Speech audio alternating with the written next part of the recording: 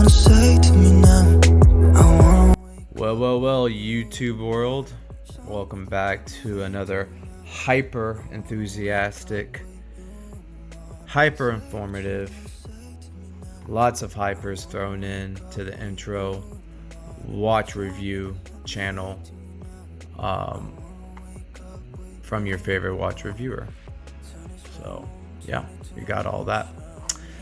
Anyway guys, today I'm coming at you with another Peugeot Homage. If y'all remember from about a month or two ago, I did a review on this little bad boy right here. Let's not focus because I guess ADD is not a thing these days. Anyway guys, so yeah, this is a pretty cool little watch that I got a few months back. So I want to do a quick review on it. So let's get right into it. Basic info. The brand is Peugeot. The model is, they call it a vintage tank, but I also saw another reference number, or a reference number, 2051 GBR. And it is inspired by the Cartier Tank Solo XL. XL means extra large. The style is a luxury dress. Movement is a Seiko Quartz. Could not get the specific info, but Seiko Quartz is all I got from the official website. Water resistance is 30 meters, and the weight is 45 grams. All right. Case dimensions: width 30 millimeters, width with the crown 33.6 millimeters. The length of the watch is 40 millimeters. Thickness is 10 millimeters. And lug to lug is 43 millimeters. All right, strap info. Lug width is 22 millimeters. Length is 23 centimeters. Clasp, it is a buckle, but this is an aftermarket class, so it is a deployment class, or like a butterfly class.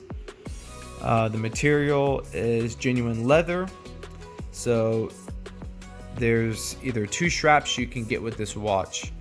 It's either a brown genuine leather alligator style strap or a black. I believe I got the brown, but what you're seeing right now is an aftermarket. All right, let's get to dial info. The display is an analog display.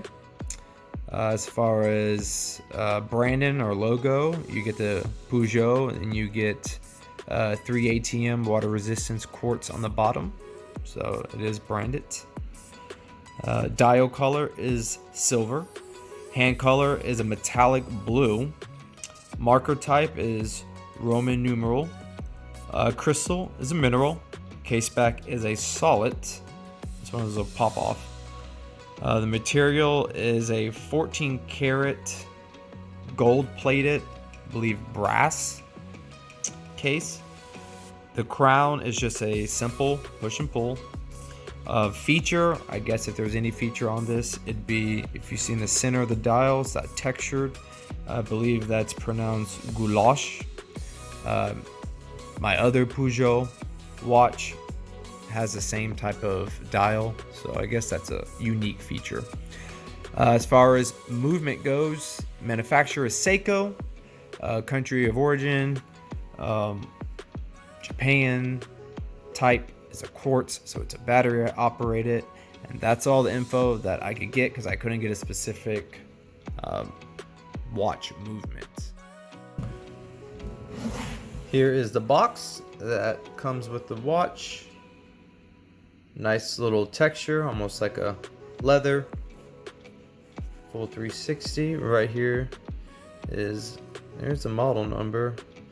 Peugeot men's vintage rectangular 14 karat gold plated wristwatch with the matching leather strap. So when you open this up, the little owner's manual, Boom. That right there. And that's really about it, guys. That's all that comes with this little watch. But I think it's a nice touch. Just because a lot of these cheap watches don't come with any boxes, especially if you get it from Aliexpress, which I did not get this one from Aliexpress. Got this one from good old Jeff Bezos' world, Amazon. But there you go, guys. There's the box. So actually, my dad has this watch was pretty much inspired by my dad's watch. Actually, the two Peugeot, because I was looking for a Homage for a Cartier, and my dad has the Cartier Francois. I am fluent in French since I'm from New Orleans, and that's absolutely not the case. Not true at all, guys. But anyway, Francois, the Cartier Francois, it's a tank Francois. It looks a little bit more squared, where this looks more like a rectangle as far as the case. But yeah, my dad got that watch a few years ago. It's a two-tone. I've always thought it looked pretty cool, even though I used to be big into like diesel watches and Invictas and just oversized macho bro watches. Over time, especially as I get older, I am appreciating the smaller case watches. So, and just the more classy designs, and sometimes luxurious and stuff like that. I guess luxurious and classy are pretty much the same thing, but you get my drift. Dress watches, kind of older styles, vintage, retro. So this is why I got this watch, and I got this watch for, I believe, about $50 off of either eBay or Amazon. Actually, I got it off of Amazon.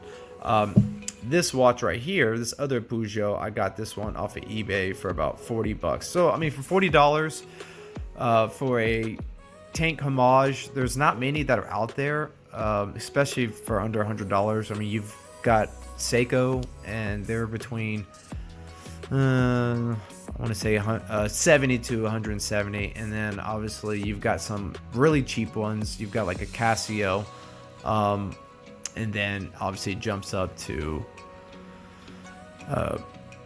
Cartiers. So, but anyway, so the shape for this other one is actually different, where this one is more, the angles are more sharp. This is more like an egg on the left side. But yeah, this watch I think looks great on wrists. The only thing I'm not a real big fan of is the gold plated. I mean, I think it's cool that it's gold plated,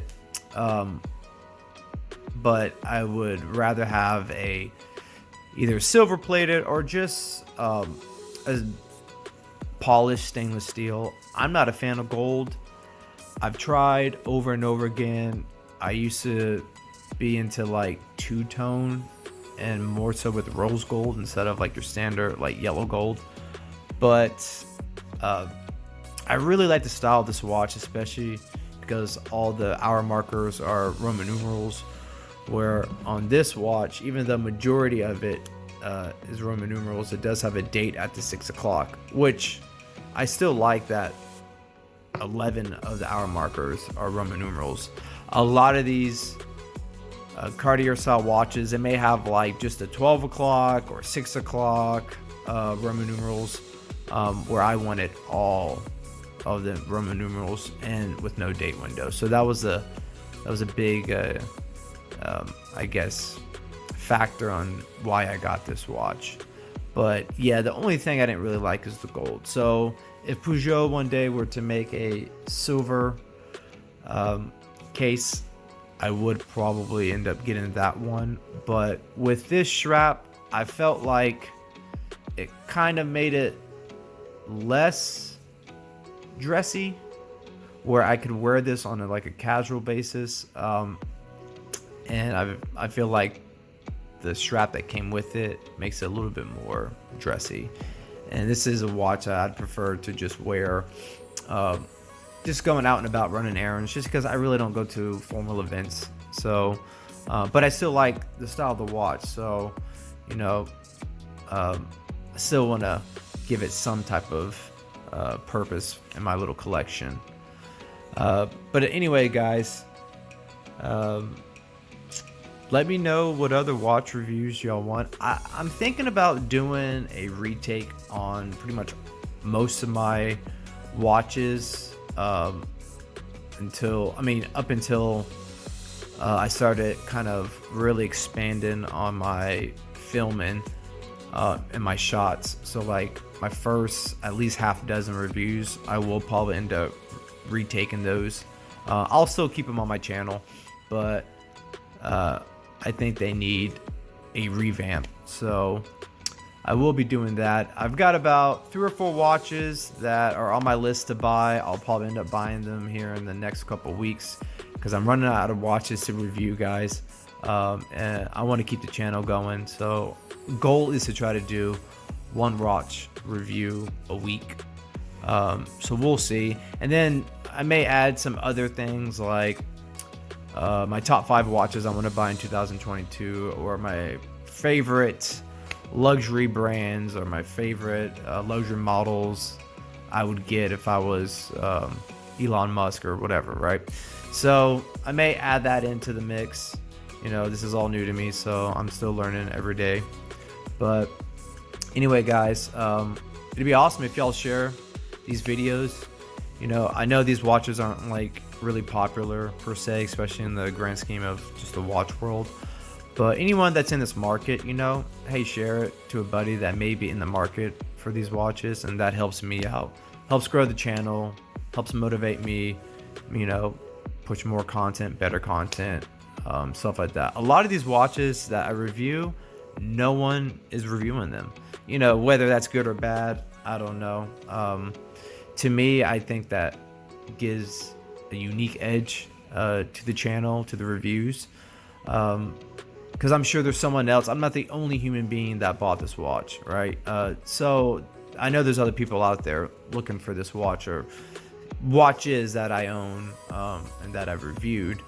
So even though they may not be the most popular watches, especially in the Homage community, but I mean, someone's got to do it, right? And at the end of the day, I'm doing these reviews on watches that I like first, and then down the road, if people start requesting watches, I can start doing that. But for the most part, I'm doing it because of me. So anyway, guys, like always, like, comment, share, subscribe, all that good stuff times 1,000. Do that. That'd be awesome, guys. If I can get 200 subscribers by the end of, well, let's say, I'd say January, since I'm already at like 170 something. I guess that's feasible. So anyway, guys, to the next time. See ya.